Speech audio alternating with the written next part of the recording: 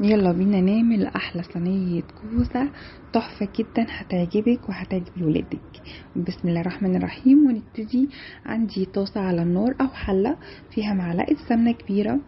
عندي بصلايه كبيره مقطعاها حلقات. هدبل البصلايه في معلقه السمنه كويس، تدبل بس كده تشم ريحتها. وعايزه اقولك كمان هتضيفي لها حاجه دلوقتي تحفه. انا ضفت لها حبايتين مستكه خطيره بتخليها تحفه جدا. صينيه الكوسه ديت هتعجبك جدا. انا اعرف ان في ولاد كتير قوي ما تحبش الكوسه، بس بالطريقه دي خطيره. الكوسه مفيده جدا جدا جدا للولاد وللقلب. بصراحه حلوه جدا وتدخل في وصفات تحفه. بصي حطيت المستكه اهي، جربيها خطيره جدا. تسيح المستكه بتسيح في السمنه.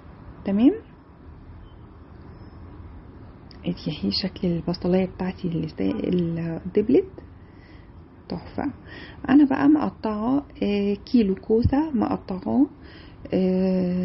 انا بقطع الكوسه بالورب كده، في ممكن تقطعيها مدور براحتك، انا بقطعها كده بالورب بتبقى منظرها حلو، وبعملها كده بالسكينه بتبقى خطيره قوي. والقطع بتاعي ما بيبقاش ولا تخين ولا رفيع. تمام.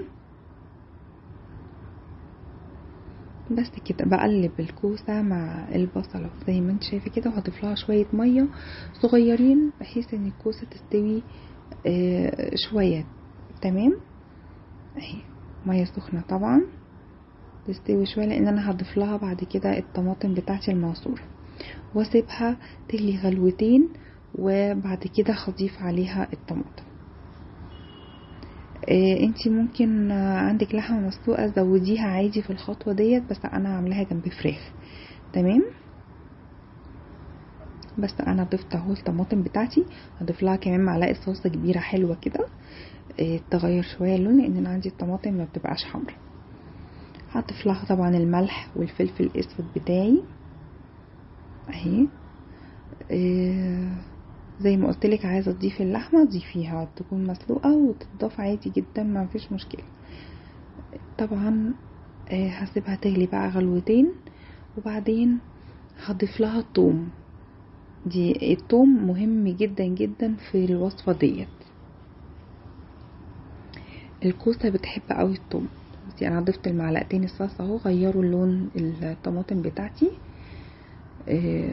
بس هسيبها بقى تستوي اهو. شوفي الثوم تحفه، بيقلب فعلا ريحتها بيخليها خطيره.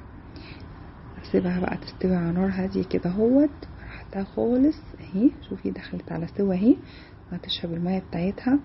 جربي الوصفه تحفه جدا جدا جدا.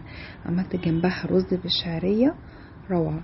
عايزه تعملي جنبها فراخ، تعملي جنبها لحمه، عايزاها كده خطيره. بس استوت وتحفه. يا رب الوصفه النهارده تكون عجبتكم. مع السلامه.